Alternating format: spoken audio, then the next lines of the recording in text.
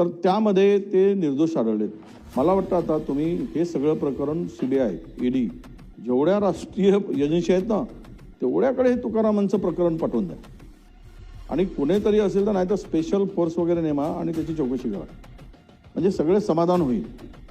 बघा कोण दोषी असेल कारवाई झाली पाहिजे. पुढे गेलं पाहिजे आता. नाही नाही माझा प्रश्न आहे ना, सांगा. तो दोषी असेल कारवाई झाली पाहिजे. पण आपण बघा, मी मुद्दाम आता फाइंड प्रोसिजरवर आलो तर मग त्यावर वेगळी भूमिका होईल.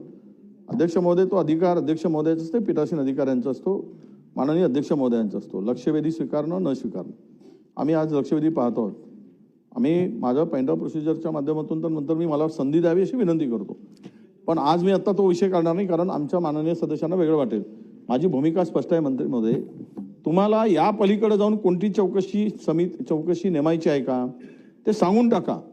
आणि एकदा या विषयावर चौकशीमध्ये जर तुकाराम मुंडे दोषी आढळत असतील तर कारवाई करून टाका. पण ज्या पद्धतीनं दोनही सदस्य आपलं म्हणणं मांडून ते त्यांच्याकडे असलेले पुरावे देत आहेत त्याची एकदा सांगून टाका ना तुम्ही, की आम्ही उच्चस्तरीय चौकशी करू, काय करू. पण ते तुम्ही काय होत आहे, ते बॉल टाकतात, तुम्ही टोलवता, रन निघतच नाही. असं चाललेलं आहे. पुन्हा ते जोरानं बॉल टाकतात ताकदीनं आणि तुम्ही पुन्हा हळूच बॉल टोलून टाकता. काहीतरी फैसला करा, संपवा विषय. ठीक आहे, अशी आमची विनंती आहे. म्हणून स्पेसिफिक तुम्ही काय आणि त्याच्या घ्या एव्हिडन्स आणि करून टाका कारवाई. आम्हाला काही कोणाच्या अधिकाऱ्यांना वगैरे मनगळीत आम्हाला पाठीशी घालायचं पाहिजे नाही.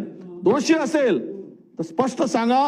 असलेले सरकार म्हणून तुमच्याकडे कागदपत्र आहेत, एव्हिडन्स आहे, आणि एकदाचा सोक्षमोक्ष करून टाका. बोला. अध्यक्ष महोदय, पुन्हा एकदा सांगतो की 2 एजन्सींनी यांची चौकशी केलेली आहे. दोन्ही एजन्सींनी यांना क्लीन शीट दिलेली आहे आणि महिलांच्या बाबतीतली जी काही इन्क्वायरी आहे ती सुरू आहे. राधिका रस्तोगींच्या समितीच्या अंडर ती चौकशी सुरू आहे. 1 महिन्यानंतर त्याचा अहवाल येईल विजय वडेट्टीवार साहेब, आणि त्या अहवालामध्ये जर त्याच्यामध्ये काही नमूद असेल त्या पद्धतीने कारवाई करू सांगितलेलंच आहे. चला, लक्षवेधी क्रमांक 5 श्रीमती देवयानी फरांदे आहेत का?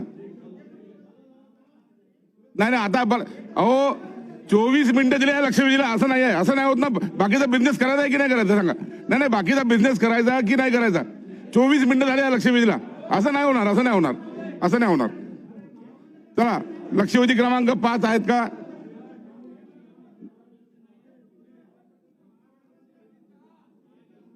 काय समजत नाही मला.